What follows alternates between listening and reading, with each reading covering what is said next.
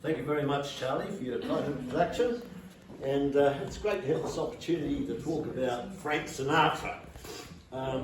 Many of you know that I enjoy impersonations, and if you're going to impersonate someone well, you need to sort of get out of your own skin and try and get into the skin of the person you're impersonating. And if you do that really well, you do a pretty good impersonation. And over the lockdown, I decided to do a bit of research on Frank Sinatra.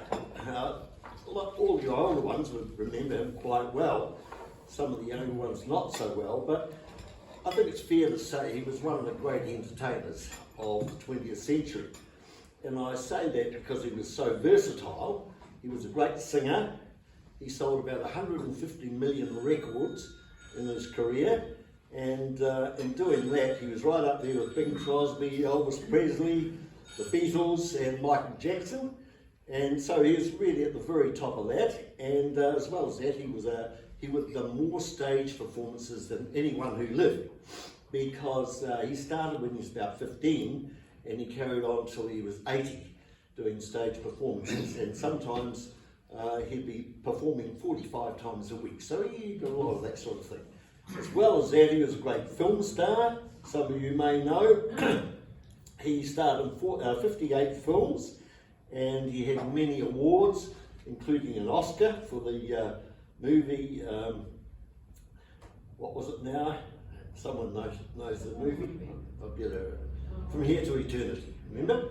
And he was the best supporting actor there, and he got the Oscar for that.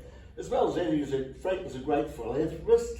He raised literally billions of dollars for organisations over the years and through various countries and whatever. His personal life, he was a very complex character. There's no doubt he was tied up a bit with the Italian mafia. Of course, he was Italian himself. He was probably bipolar when you look at the tremendous temper and mood swings that he suffered from. He got married 4 times. He had a bunch of other well-documented affairs, and he had 3 kids that he owned up to, and they were from his first marriage. And so I'd just like to tell you a bit about his life and how he achieved all the stuff that he did, because as I say, he achieved a great deal. Then after that, I'd like to sing a couple of his well-known songs, so I'll have to rely on you all to join in with me and Robin, get them all up dancing and that sort of thing. But if you go back to the beginning, Frank was born in 1915 in the place Hoboken in New Jersey. Those of you who've been to New York, if you go over the George Washington Bridge over the Hudson and go Hoboken, and you look back and you can see the big skyline of New York, and of course old Frank was synonymous with New York, New York, New York. And he was the only son of Molly and Marty, who were Italian immigrants. Pretty small fella, Frank. He was about 5'7" or 1.72 metres, and very skinny in the early part of his life. And but having said that, he wasn't a small baby. He was 13.5 pounds, and the doctor had a bit of trouble getting him out and used forceps, and in doing that, punctured his eardrum. And that was kept Frank out of fighting in the Second World War, although he went to a lot of places, theatres in the war and entertained. But I thought that was quite interesting. Now his mother, Dolly, she was obviously one of these very talkative, domineering Italian ladies, and I think she gave Frank this sort of swagger and his self-confidence. She worked as a midwife, $50 a shot, and on the side, for an alternative, she ran an illegal abortion service, and they used to call her Hatpin Dolly. So anyway, she had very strong influence with the Democrat Party, because they knew she could get the Italian votes. So she was very strongly in with the city council, the justice, police, fire brigade, and all those sort of things. Now, the father, Marty, he started off as a bantamweight boxer. He didn't have many opportunities to say much, because the mother did all the talking, but he couldn't speak or write English, and nevertheless, Dolly somehow got him a job in the fire department, and he ended up being staying there for 24 years and became the captain of the fire department. So it's jobs for the boys. If you look at Frank's upbringing, quite interesting. In Depression years, it was hard at times in those times, but both parents had jobs, so it was, they were able to go along pretty well, and Frank didn't actually want for very much. Now, his education wasn't very good, similar to mine. I often used to say I graduated from the half of the class that made the top half possible. And Frank was pretty much the same. He went to primary school, and then, much to his father's disgust, his father wanted him to be an engineer. He spent 47 days in high school, then he got the boot, and his mother then jacked up a job for him delivering the Jersey Observer newspaper, but all Frank ever wanted to do was to sing. Right from the time he was 15, he started to do sort of shows for his family and all that sort of stuff, and carried on. And then he got his very big break in 1935. He joined a group called the Three Flashes to make them the Four Flashes. And he was the lead singer for them. And then his popularity just started to take off. So in 1937, just a couple of years after that, he was contracted to Harry James for $75 a week. And that's pretty good money in those days, in 1937. And this was the big band era. Some of the older ones, you'll remember great bands like Glenn Miller, Tommy Dorsey, Benny Goodman. And here at the old Winter Gardens, remember we used to have Bob Bradford, didn't we? We used to enjoy dancing to Bob. Then he carried on there in 1939. He joined Tommy Dorsey's band. Tommy was right at the top. He was $125 a week. So he was going really well. And his stardom just went absolutely crazy. With Tommy Dorsey, he recorded over 40 songs, and several of those were top hits. And he realised then that Tommy was getting too much because he was getting 42% of the contract. So he decided to get out of that with Tommy. They reckon the mafia might have helped there. Anyway, then came, literally Sinatra mania.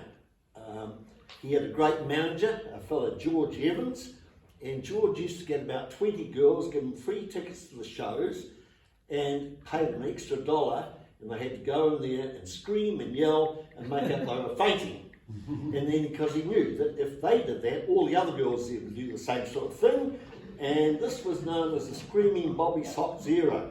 And it's quite interesting to see the way that George, very similar with Elvis Presley. Elvis had Colonel Parker, and of course the Beatles had Brian Epstein, but they were very wise guys. They knew how to rack up an audience.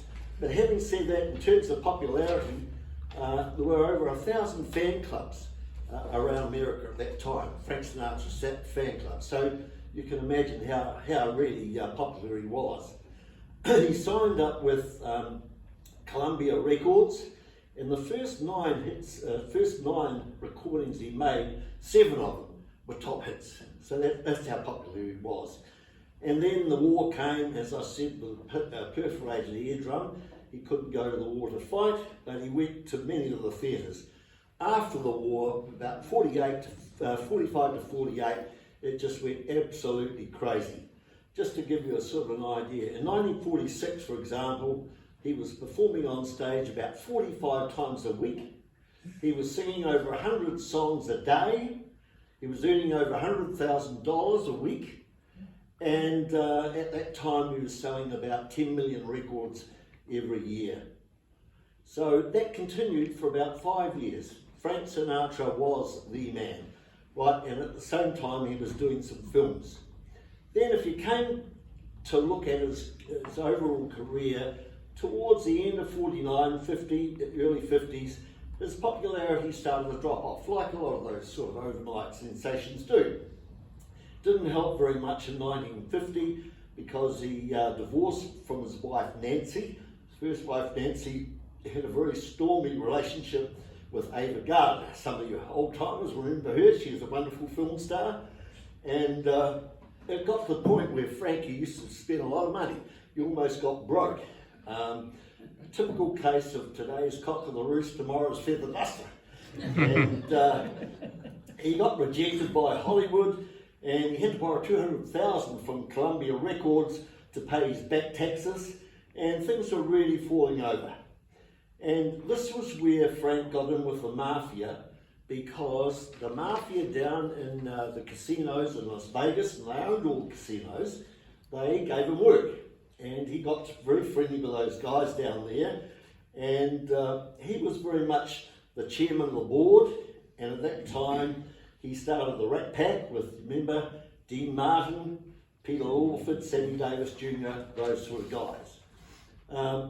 But anyway, I think it's a real appreciation of the mafia was that they supported him when he was in his down and out.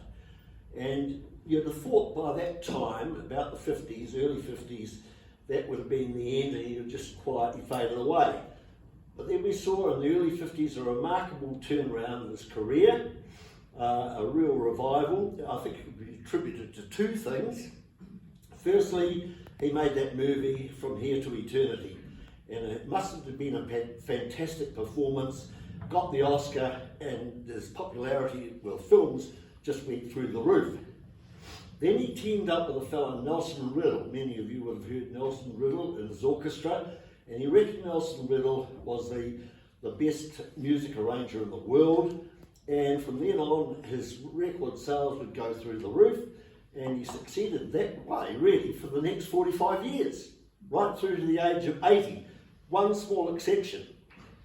Anyway, I'll come to that in a minute, but obviously he was a great businessman, because a lot of entertainers, you know, the managers pinch their money, or they lose their money unwisely invested. Frank always wanted part of the action.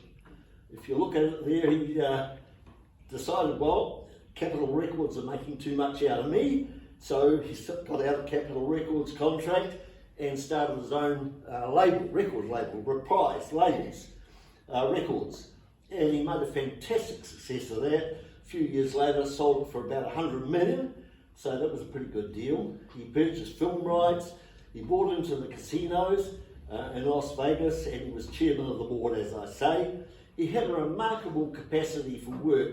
When you look at some of the characters we come across in our lives, people like Margaret Thatcher, Winston Churchill, Donald Trump, whether you like them or not, Frank was similar. They could work incredible hours and didn't seem to use much sleep.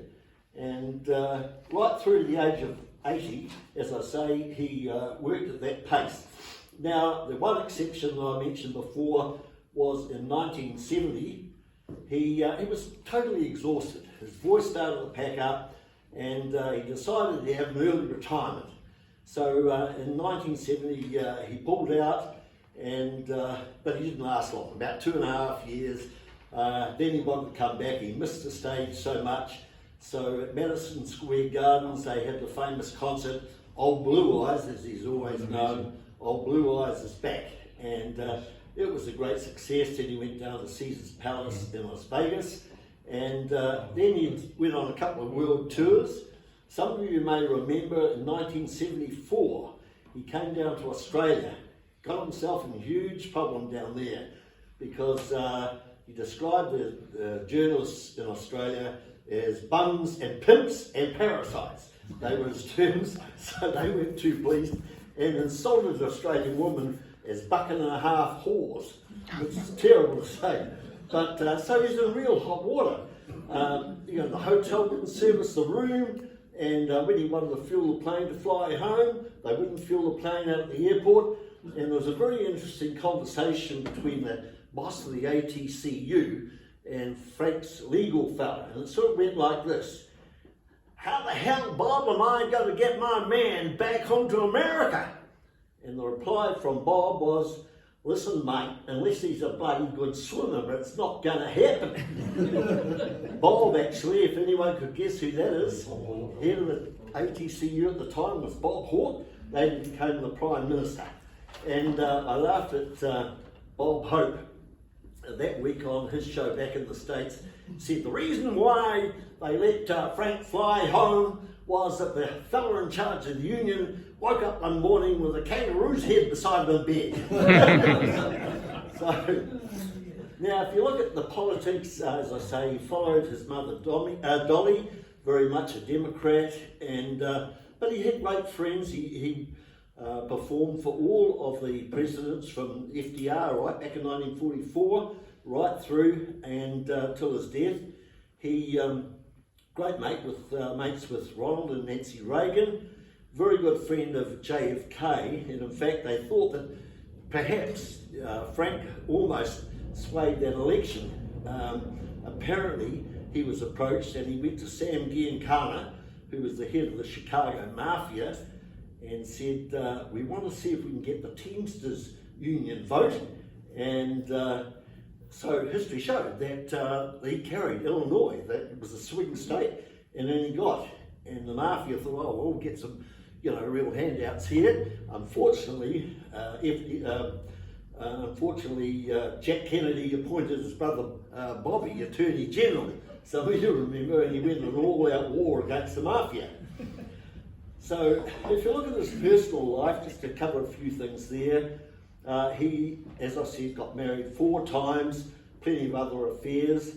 The first 3 kids were from his wife Nancy, and Nancy and he had Nancy Jr., and some of you older ones remember These Boots Are Made for Walking. That was sung by Nancy. And then there was Frank Jr., and Frank had a moderate singing career, but he covered the music for his father in the later stages. And then there was Tina. She worked for the Sinatra organisation. And in 1951, as I said, there was a very stormy breakup of his marriage, and he married Ava Gardner, and that didn't last very long. But then in 1966, to make matters quite interesting, he married Mia Farrow. He was 50 and Mia was 20, so there's a bit of a gap there. And when they told Dean Martin that Frank was going to marry Mia Farrow, Dean said, "My God, I drink whiskey older than her." But Frank was then he married in 1976 Barbara Marx, one of the Marx brothers' wives, and they were together until Frank died.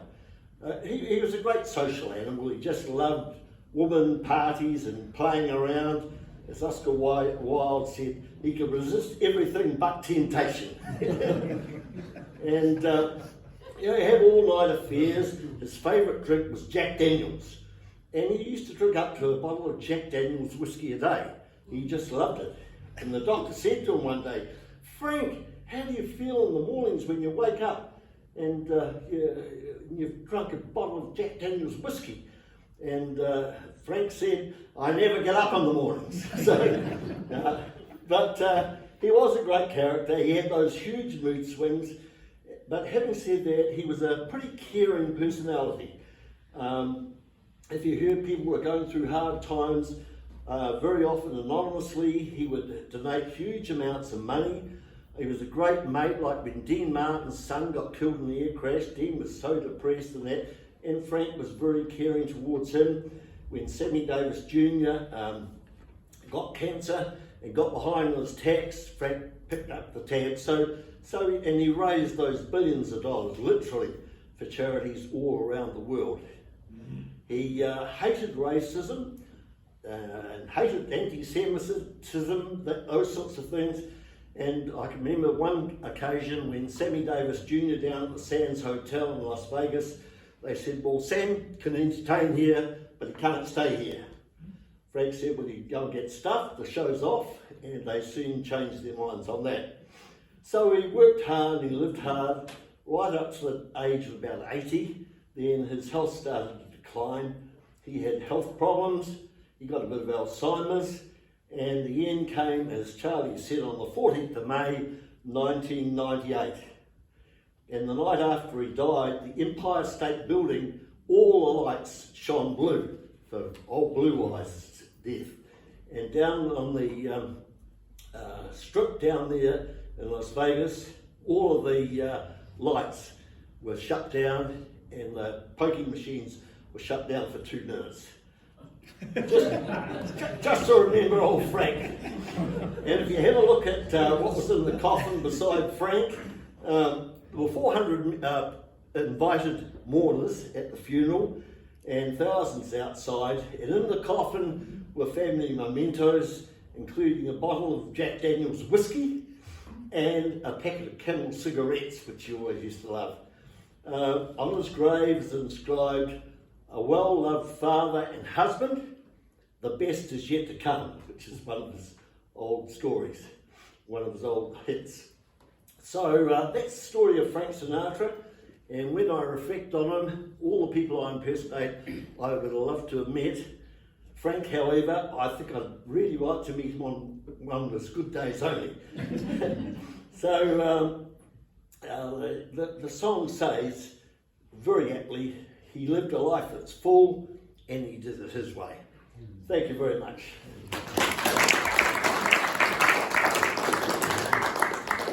Now, if I can still stand up all right, I want to just do, we've got time for a couple of quick songs? Yeah.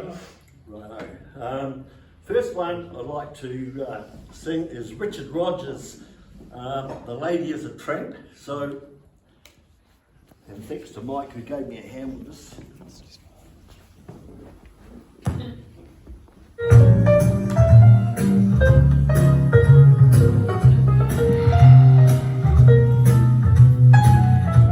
She gets too hungry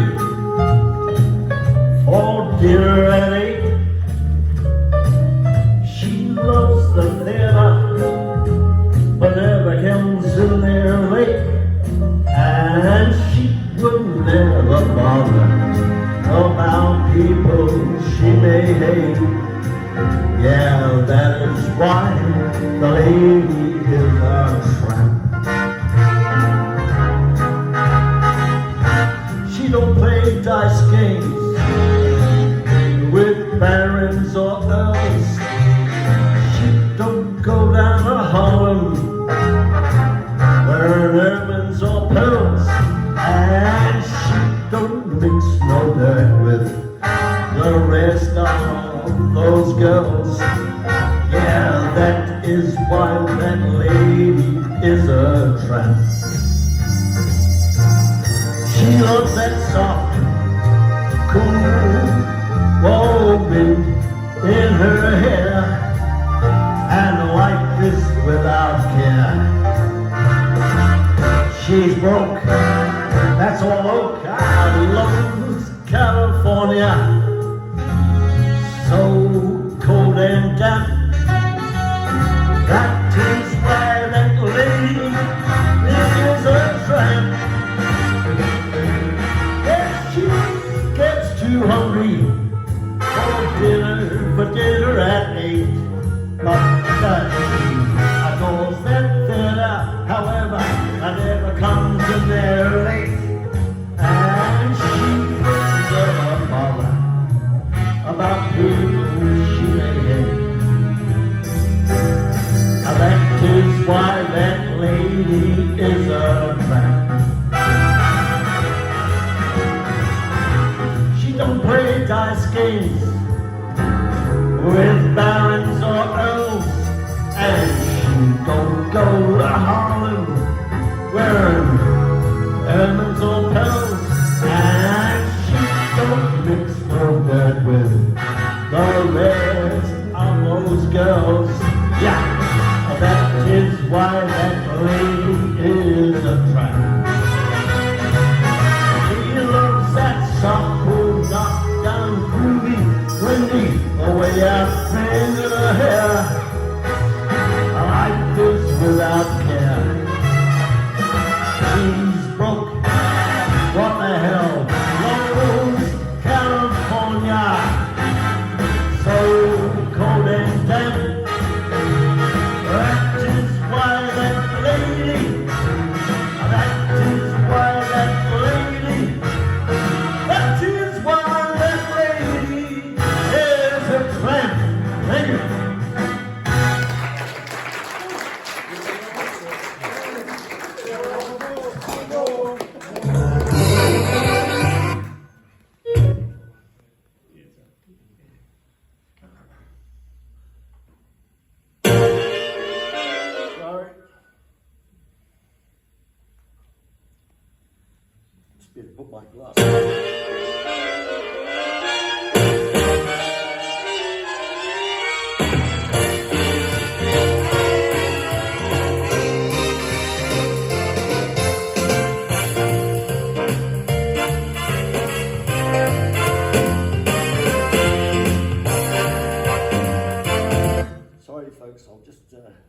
up here a bit, won't be a minute.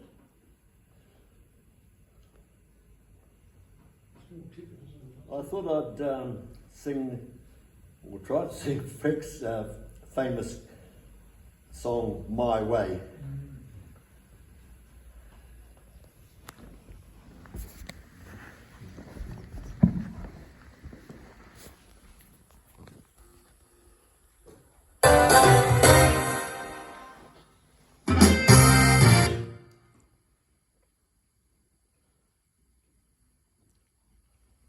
So it becomes question time.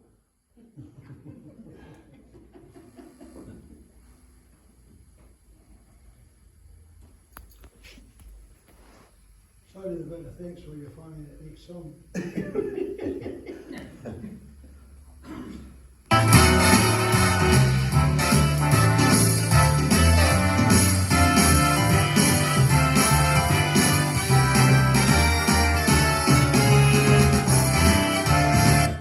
Just give me one more try, then I'll give up.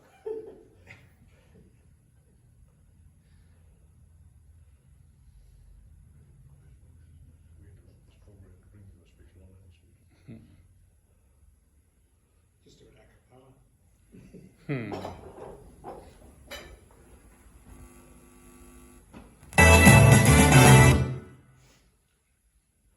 Something's malfunctioned. So I just get to leave it there, I'm afraid, Charlie. Don't give up. One more. Okay, we'll get some.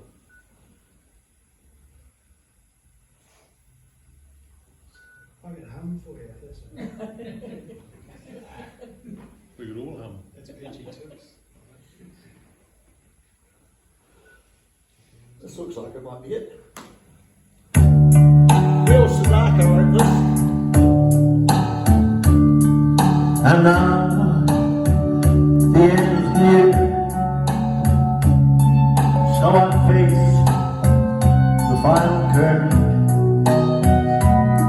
My friends, I say clear, I state my case, of which I'm certain. I've lived a life that's full. I'll travel each and every highway and more, much more than this. I did it my way.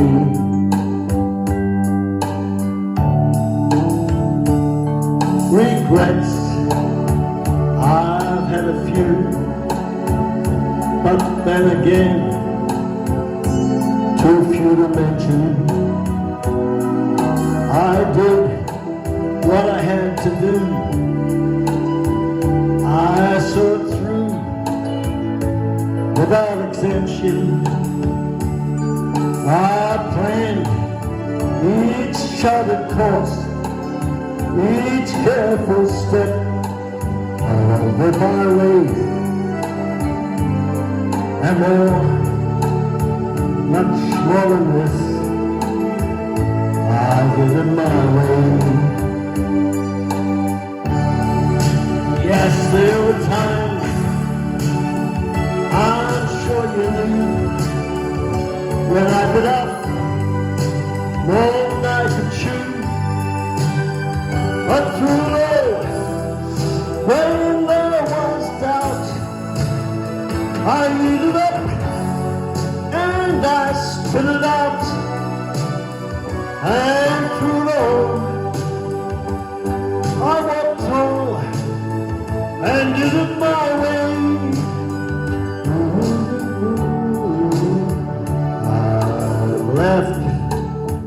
I've left and cried. I've had my share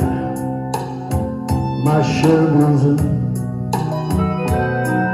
And now, as tears subside, I find it all so damn amusing to think I did all that, and may I say, not in a shy way. Oh no, not me. I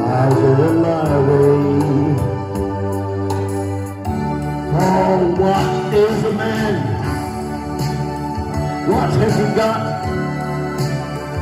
If not himself, then he has not to say the words he truly feels, and not the words of someone who kneels. The record shows I took the blows and did it my way. Thank you very much.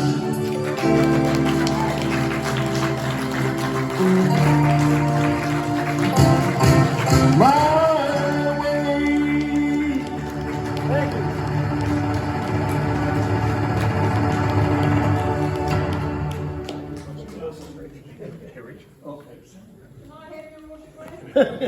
Well done, mate. Wow. Right, outstanding, Reg. I'm incredulous, that's one word that comes to mind. Well done, Frank. Look, there's just two things that struck in my mind. I'm going to do both thanks. I've got to ask someone else that, so sorry about that. But you said that he was, you like to get in really inside your characters and identify with them, and the colourful life you described. I'm not sure where we went really, but you said he's 5'7", and there's nothing wrong with 5'7" when you're looking at him from 5'6" and a bit. There's a dream of 5'7". And Donald Trump did incredible workouts. I wasn't sure where that was. We spent a lot of time on the golf course. Look, that was fantastic. Next week you can all look forward to me doing a version of Jimi Hendrix's Along the Watchtower. The historic version that he did. I can do it. I don't need the support of, I can do the sound effects as well. Well done, Frank. Thank you very much. We're pretty close to the end of time, so I better